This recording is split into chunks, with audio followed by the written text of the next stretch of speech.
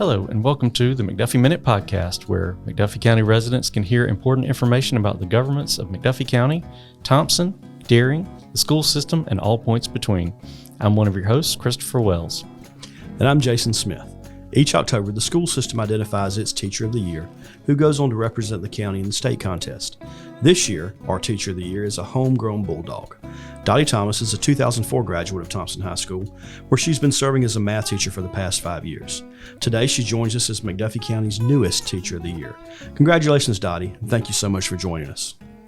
Thank you for having me. This is my first podcast. All right. Well, we're glad it's us. Yes. So for the benefit of our listeners, we're recording the day after you've received the Golden Apple Trophy from Dr. Rhodes.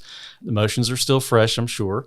Walk us through the ceremony last night as you listened to the other school winners, made your speech, and then the envelope was opened and your name was called out. So what was all that like? Sure. So it was just a really special night. I said in my speech that I really felt special and felt honored. And honestly, that is very true. You don't look for or seek out the approval or the praise from other people in this profession, but it certainly is nice to receive it when people are willing to give it. And so I really just kind of took it all in and gladly accepted the praise and the well wishes that they gave me last night. So it was great. It was a real honor, and I just tried to take it all in, be present in the moment, and try not to forget it and rush through it. So I did get a little nervous, I'm not going to lie, when I was walking down to the front to give the speech. I'm pretty comfortable behind a microphone, but honestly, the thing that I was most nervous about was I knew I was probably going to cry and because I was thinking people that were most special to me, Right. And so I was like, told my husband, I think I might cry, or what do you think the chances are? He was like, Dottie, the chances are pretty high you're going to cry. So just, go with it. It's okay if it happens. Right. And of course I did. And that was okay. But I was really glad to take a moment to really thank people that mean a lot to me and that have poured into my career thus far. And I tried to say that last night that, there really have been so many people that have helped me. And so I wanted to get that point across. I tried to be present. I tried to really take it all in. I think I did a pretty good job for the most part of that. Yep, absolutely. And then just hearing the other ladies, I was also very glad I didn't have to go first. I was like 5 out of 6. So that was good. But they did a fantastic job. And so like Tina Butler-Neal, the first one, hers was so creative and cute. And I loved how she presented her speech. And I was like, oh no, mine's going to be pretty boring compared to that. But I loved everybody's just heartfelt, thanks to their loved ones and everything. So hearing that was really great. And I was thinking, there's no way that I'm going to win because everybody up here is giving, just showing their best, and not just showing. I mean, that's how they are. They really are the best. But so I didn't think I was going to win for sure. Yeah. So once everybody kind of went, I gave my speech. I was a little nervous, but again, I wanted to take the time to really thank the people that have meant the most to me. I got through it. Okay. A few tears, but I got through it. And then one more person went after me, and then they named the Teacher of the Year, and my husband had his, hand on my thigh, and I was holding his hand. I really was just kind of taking it in. I did not think it was going to be me at all. I had already kind of put that in the back of my mind. So when they said, I heard her say THS, so I then of course knew it was me. Yes. And I was like, what? The picture you captured that is on the Instagram is priceless. And I think you could see the shock on my face in the picture. You did great with that. Well, looking at my husband like, what? Yes. So that was really great. Got a big hug. And then when Dr. Rhodes handed me the apple, the golden apple, she was like, you want to say a few words? And I was like, I didn't think through that part, but okay. Because I really didn't prepare anything for the after I won part. Right. I had really prepared the first speech, but not the second one. So honestly, I don't really even remember what I said. But yeah, it was just a fantastic night overall. And I loved every minute of it. I felt very, very special. So you mentioned the other speeches, the other teachers who were nominated for this. And, obviously our community has a great group of teachers. You're in great company. But you also mentioned those who helped fill your bucket, so to speak. Right.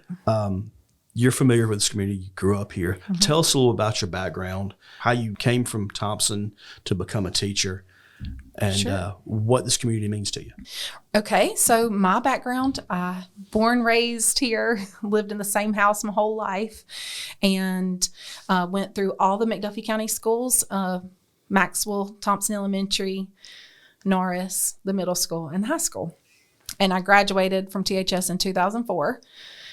I was and have always been just very proud to be from Thomson. When I went to college, I went to UGA, go Dogs, and always go Dogs for you. Huh? That's right. I didn't have to switch mascots. Right. But when I got to Georgia, to Athens, and met a lot of new people, they were like, "You really do love Thomson." And I'm like, "I do. I really do. I've always loved Thomson. I've been very proud to be from Thomson." I think there are so many great aspects of being from a small town that a lot of my friends from college never knew because they were from big cities, New Orleans or Atlanta. And I just think being able to showcase the perks of a small town, of knowing a lot of people, getting involved in community, whether that's church or other activities outside of school. I just loved every bit of growing up here. And my sisters have moved away, but I knew deep down from a very young age that I wanted to live here when I grew up. And I was hopeful that that would happen with a spouse, and it did, luckily for me, since he's from here too. But yeah, so I, being a student here at Thomson High School, I tried to get involved in a lot of things. I played sports. I did musicals. I played in the band some. So I tried to get involved in a lot of things. And I think being involved helped raise that pride. I really had a lot of pride in the school as a whole, but then also about all the different little aspects that I could get involved in. And so to go back to how I knew I wanted to be a teacher, I said it in my speech last night, but I really do. It was 8th grade. So Steve Smith was my math teacher, and I just really enjoyed helping the people in my class, my peers, and it came pretty naturally to me. But more so than it coming naturally, I just really enjoyed showing other people how it worked as well, or helping out. And so I knew pretty early that I wanted to be a teacher. And that just kind of continued into high school. I would help a lot. I even did a class that was kind of like an independent study my senior year, where I got to go in and tutor other students. So I would come to the guidance office. That was my classroom. And then teachers would tell the guidance counselors who needed help. And so I would go pull students and then tutor them one-on-one. So it wasn't just math. It could be English or reading or whatever. But a lot of times it was math and reading. And I just really loved that too. So at Steve Smith's class, 1999, I think I calculated correctly, was that year. But yeah, I've pretty much always known that I wanted to be a teacher. And then math, just because it came very naturally to me and clicked pretty well. So yeah, that's kind of my story. I stuck with the math major as soon as I got to Georgia. And so there were some tough classes there for sure with the math major. So there were a few times where I was like, man, am I making the right decision here? Because this is really difficult. But I'm glad I stuck with it. And then started working right after college. Yeah, speaking of that, you taught elsewhere for a good while before you came back home. That's right. You mentioned that in the speech last night. Why was it important for you to make the move back to Thomson High, and how did that come about? Right. So, okay, right after college, I moved to the beach because I wanted to just live somewhere fun. And so I moved to St. Simon's Island, and I taught at Glenn Academy High School for 2 years. So that wasn't very close to home, but that was just still in the state of Georgia, just to live somewhere fun. But then it was just too far from home for me. So I wanted to come back to Thomson. I moved back to Thomson, but there was a hiring freeze at that point. So I couldn't get a job here. So I had to go across the county line, and I taught in Columbia County at Grovetown High School for 9 years. And that's where I met some really important people in my career that really just helped kind of mold how I learned how to be a good teacher. So it was very hard to leave there, not going to lie. I really enjoyed my time at Grovetown. But deep down, I knew that I wanted to come back here because I wanted to impact my own community. I wanted to walk down the street or go to Walmart and see people that I taught and influenced and stuff. So I made the choice after I had my son, because it just was a kind of nice transition, I guess you could say, because I didn't want to drive with him as an infant and everything. Yeah. So I came back here after he was born, and it honestly was the best choice ever, because it did take a little bit of acclimating, of course, as any new job does. But once I was here for a short time, it didn't take long at all. I knew that I was right back home. I was happy with the decision that I made to come back here and jumped right in. So you mentioned earlier being a math major and some of those challenging classes. My wife has a master's in math, and so I completely understand that. Right. She taught at college level a little bit, is teaching some elementary now, but what was it about high school that drove you to the classroom here? Sure. So I think the biggest thing was independence with high schoolers. I knew that I didn't have to walk in straight lines with them. They could advocate for themselves for the most part. Just the independence of the students, I think, is really what drove me. I did some student teaching in middle school and high school, so that was great to have a little experience in both. And I totally could have done middle school, I think, as well. But I just liked the interaction of the teenagers. I just feel like you can really talk to them like they're real people, because, they are. But yes, the independence, and then just knowing that they're, you can talk to them and get on their level and reason with them. I have a 5-year-old, so sometimes elementary, it's very hard to reason through and talk through issues or concerns. And so I just enjoyed that aspect. And also I knew that I was interested in perhaps coaching. And so I did that my first couple of years. I coached softball and golf. And so I enjoyed that aspect of it as well. And I just thought that would be fun at the high school level. So you talked a little bit about why you chose high school and what your original thought process there was. Now that you've been in it for several years and here in McDuffie County too, has your, I'm going to go scientific, has your results matched your hypothesis? Yeah, so I think it has totally turned out the way that I expected. Honestly, maybe even better, if I can even say that. I am not like everything's always perfect type of person, but I do try to find the positive in most things. But honestly, since being at Thomson especially, the students that I have interacted with have fulfilled my life more than I expected, honestly. And I just feel extremely rewarded on a daily basis. I wrote in my essays that the good days outweigh the bad, and not even a little bit. It's exponentially. They exponentially outweigh. The good exponentially outweighs the bad. And my students just make it fun to come to work. I'm not just saying that. Like, they really do. It is exciting to come to work. Sometimes, it might be hard to get out of bed in the morning just because it's 5:45. But once I get here and I get going in this building, it's like, I really enjoy it. I really thoroughly enjoy the interesting things they have to say, the funny things they have to say, the crazy things they have to say. But they really do. My students make this job totally worthwhile. So yes, it matches and actually exceeds my expectations.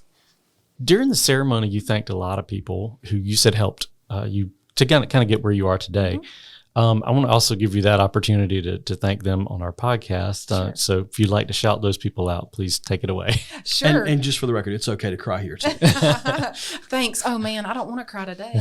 I'm just kidding. No, I might even do it again. Yeah. But I think I can remember my list, my order of from last night's speech. But the first people that I had to thank, I kind of indirectly thanked my past teachers, but I just really tried to say that my upbringing in the McDuffie County School System, I think, helped mold me into wanting to be a teacher. And so that was the first group. There are so many, I can't name specific people because I can name all of my teachers. I'm sure we'd be here all day. Exactly. So, but I remember my kindergarten teacher, my first grade teacher. I can name them all. And then even when we got into middle school and had multiple teachers, I can name them all because I really did have such a positive experience. So that was the first group, were my past teachers. Mm-hmm. The second group that I thanked were my mentors. So people that really just took the time. Like, we would sit next to each other one by one, right at the computer. We would type up lessons together. They really spent countless hours with me as a pretty new teacher to help me kind of organize, plan lessons and just to show like what a good teacher looked like, in my opinion. And they would help me write emails to parents. And I mean, they just really poured a lot of time into me. And I really think that is probably one of the most valuable parts. I want to encourage anybody who's listening that if you can be a mentor in whatever field you're in, it doesn't have to be education. Mentorship is really the most invaluable part of a career, in my opinion. Yeah. So that was the second group, were my mentors. Then I went into my family. And so I think my parents and my sisters and my extended family, they just support me all the time. Life, lots of ups and downs with life, not just teaching, but life in general. And they just have always been super encouraging and supportive and, a good listening ear. And I think a lot of my positivity that I try to bring to the classroom comes from them, just encouraging me and pouring that into me. So that was the next group. And then I thanked my friends. I have a lot of teacher friends, local and not local. And so just having people who can truly empathize with you and then say, yes, I get that. Yes. I really understand what you're going through and that's hard, or I really get what you're going through and here's some encouragement, or here's some advice, or here's some suggestions. So stuff like that, or suggestions like that from my friends and just the love that they give, that's great. And then the last people I thanked were my husband and my child. So Josh and Henry, they, I think I talked about how sometimes I come home from work and it's hard to kind of keep the positive spirit going because I'm exhausted and all that stuff. But they're always patient with me. Of course, they love me regardless of how I come home. But so, yeah, I have a big list. And if I wanted to name more specific names, we would be here for too long. Yeah, I completely understand. My wife teaches fifth graders, and she comes home sometimes, and I'm not her favorite fifth grader. Right. But, that's one of the challenges of being a teacher. From my perspective, I love seeing this full circle moment where you as a McDuffie County native have been recognized for giving back to your community. And aside from that, continuing your family's legacy of community service. I've known your family for years. Right. And it does my heart good to see that next generation continuing to make our community a better place. Right. We appreciate you being here today, and best of luck in the future. Just take it one student at a time. Thank you. I really appreciate it. This has been fun. And thank you to our listeners for logging on and tuning in. As always, we hope you continue to find ways to get involved with one or many of the great things happening right here at home. By doing so, you can help make your community a reflection of you. And that's a wrap on this episode of the McDuffie Minute. When you get a chance, take a minute. Find somebody you can mentor, and then learn a little bit about McDuffie County.